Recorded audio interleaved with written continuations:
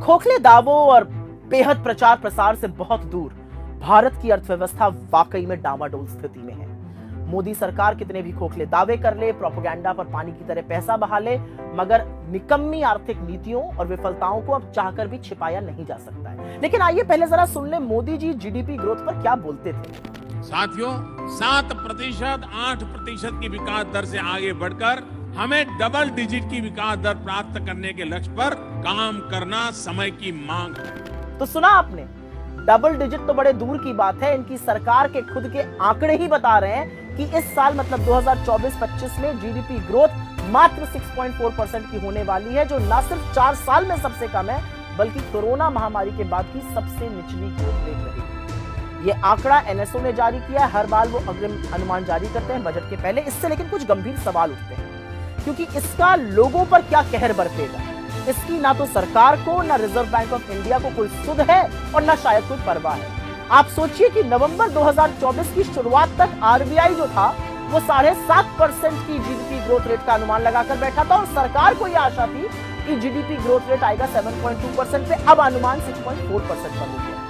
इन दोनों एजेंसियों के पास हर तरह का आंकड़ा है, हर तरह का इकोनॉमिक डेटा है, हाई फ्रीक्वेंसी इंडिकेटर होते हैं, और उसके बावजूद भी ये इतने अनभिज्ञ हैं। तो ये इनकी अकर्मण्यता है या सच को छुपाने की सोची समझी साजिश, इसका फैसला आप खैर खुद कीजिए।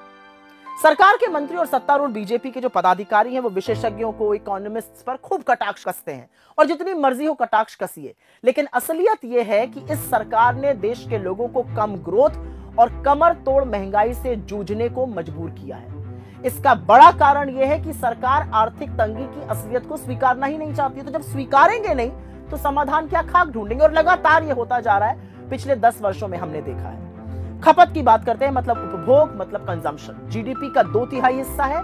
इसलिए जब इसमें कमी होती है तो चिंताजनक स्थिति बनती है।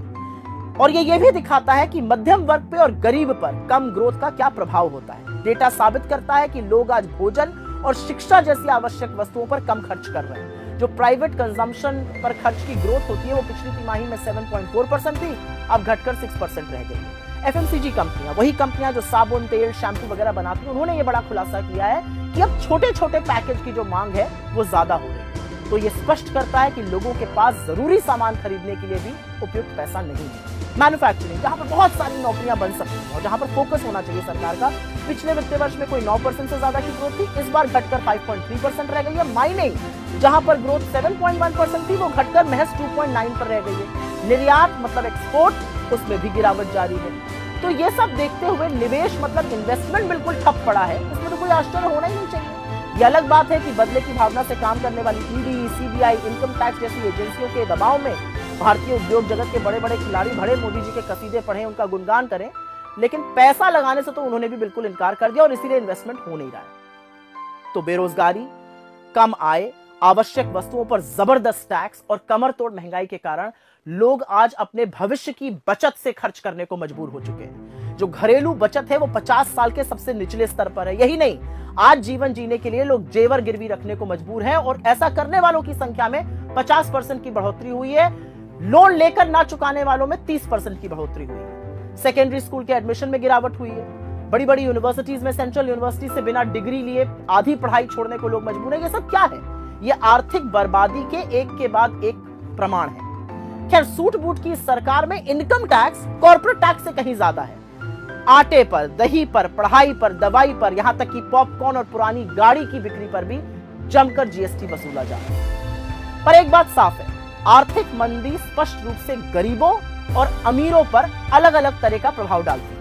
आज आम हिंदुस्तानी अपने 2 वक्त के भोजन, अपने बच्चों की शिक्षा के साथ समझौता कर रहे हैं, जबकि जो हाई नेटवर्थ इंडिविजुअल्स हैं, जो सुपर रिच लोग हैं, वो देश छोड़कर विदेश की ओर भाग रहे हैं।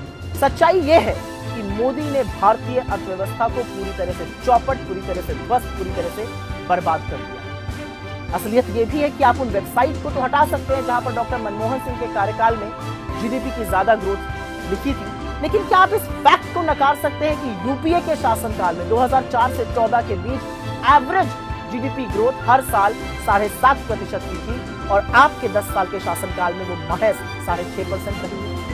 प्रधानमंत्री और उनकी सरकार $5 ट्रिलियन की इकोनॉमी का जाप जपते रहते हैं, ढिंढोरा पीटते रहते हैं। ये अलग बात है कि ये होना 2022 में था और अब शुरू 2025 हो चुका है। लेकिन भारत को उस आंकड़े तक पहुंचने के लिए 9 से 10% एटलीस्ट कम से कम जीडीपी ग्रोथ करनी होगी, तब हम वहां पहुंच पाएंगे। इसके बारे में कोई चर्चा नहीं है। खैर, अर्थव्यवस्था चलाना कोई रॉकेट साइंस तो है नहीं, कोई मुश्किल काम तो है नहीं, लेकिन सरकार को समाधान खोजने से पहले समस्या को तो स्वीकारना होगा।